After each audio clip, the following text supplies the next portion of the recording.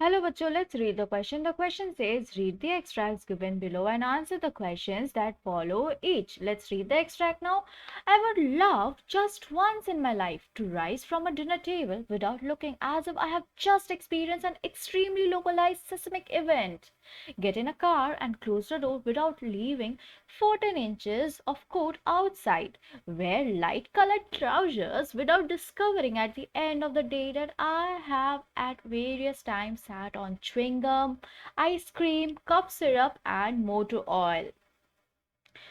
So इस extract का meaning क्या बन रहा है? इस एक्सट्रैक्ट का ये मीनिंग बन रहा है कि मैं ना बहुत खुश होऊंगा, मैं ना चाहता हूँ कम से कम एक बार मेरे लाइफ में जब भी मैं डिनर टेबल से उठूँ तो ऐसा ना हो कि चारों तरफ सामान लो सब कुछ हिलने लग रहा हो जैसे कि भूकंप आ गया है। तो मैं बिल्कुल शांत से उठना चाहता हूँ। और जब मैं गाड़ी में बैठने जा रहा हूँ ऐसा ना हो कभी, एक कम से कम जिंदगी में एक बार कि मैं दरवाज़ा बंद करने गया हूँ और 14 इंच अपनी कोट बाहर ही छोड़ दिया मैं दरवाज़ा बंद करते वक्त कार का।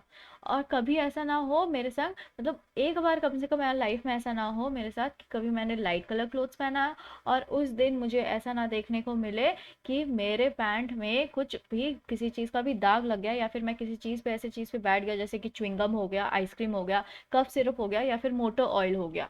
तो इन सारी चीज़ों पे ना मैं ना बैठूँ किसी दिन और मेरे कपड़ों में दाग ना लगे। इस एक्सट्रैक्ट से जुड़े कोई भी क्वेश्चन का आंसर लिखते वक्त हम क्या की पॉइंट्स ध्यान में रखेंगे?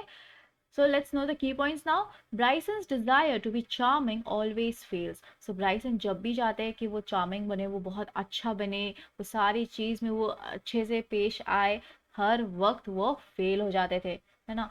So he wishes to function normally at least once. वो कम से कम एक बार चाहते थे कि वो नॉर्मली सारा काम करे, उनके संग सारी चीज़ें नॉर्मली हो लाइफ में कम से कम एक बार।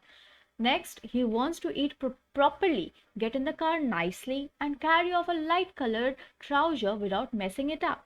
और वो चाहते थे कि एक बार अपनी लाइफ में वो अच्छे से खाए, गाड़ी में अच्छे से बैठे, और जब वो लाइट कलर की ट्राउजर्स पहने हो, लाइट कलर की ट्राउजर पहने हो, तब कोई भी चीज़ की दाग ना लगी हो या फिर वो किसी ऐसे चीज़ के ऊपर ना बैठ गए हो कि उनके लाइट कलर ट्राउजर्स पे दाग लग गई हो।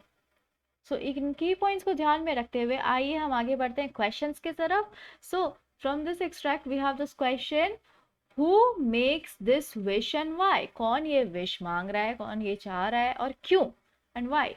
सो इसका आंसर हम क्या लिख सकते हैं? इसका आंसर हम ये लिख सकते हैं, Bill Bryson the accidental tourist. So Bill Bryson जो कि एक आकस्मिक पर्यटक है, make the wish because he desire to behave like other normal people whom he sees carrying out routine action with ease. वो इसलिए ये विश मांग रहे हैं क्योंकि वो चाहते हैं वो दूसरों की तरह बिहेव करे, वो दूसरों की तरह अपनी लाइफ जिए जैसे एक नॉर्मल पीपल जीते हैं, और जिस तरह वो देखते हैं उन्हें कितने अच्छे से वो खुद को संभालते हैं, अपनी नॉर्मल डेली जो रूटीन है वो कितनी अच्छे से वो सारे एक्शंस करते हैं।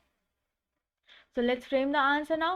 Bill Bryson, the accidental tourist, made the wish because he desired to behave like other normal people whom he sees carrying out routine actions with ease.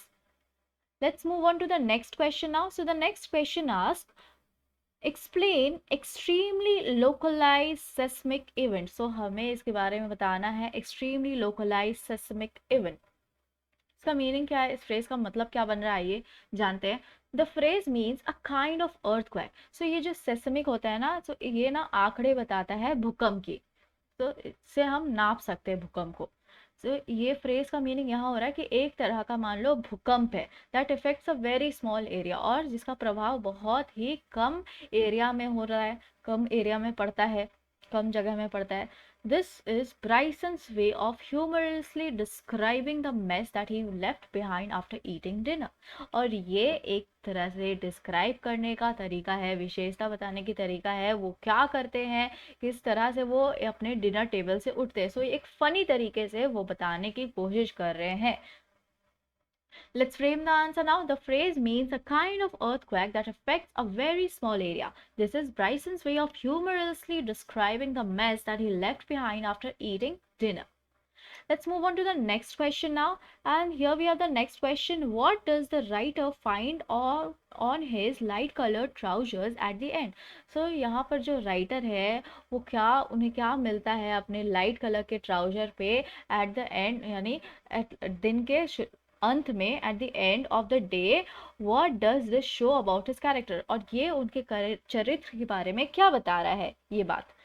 So let's no इसका आंसर हम क्या लिख सकते हैं. सो इसका answer हम ये लिख सकते हैं, the writer find stains of chewing gum, ice cream, cough syrup and motor oil on his light colour trousers at the end of the day. So दिन के अंत में जो लेखक है उन्हें मिलता है दाग अपने लाइट कलर ट्राउजर्स पे, अपने लाइट कलर की पैंट पे. और वो किस चीज़ की दाग होती है? वो कभी च्युइंगम की दाग होती है, कभी आइसक्रीम की दाग होती है, कभी कफ सिरप की दाग होती है, या फिर कभी मोटर ऑयल की दाग होती है.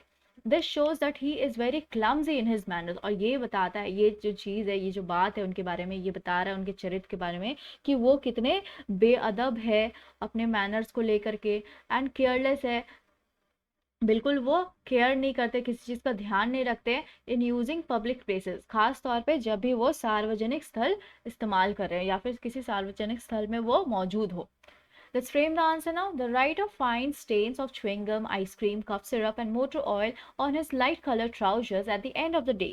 This shows that he is very clumsy in his manners and careless in using public places. I hope you understood it well. Thank you. Best of luck.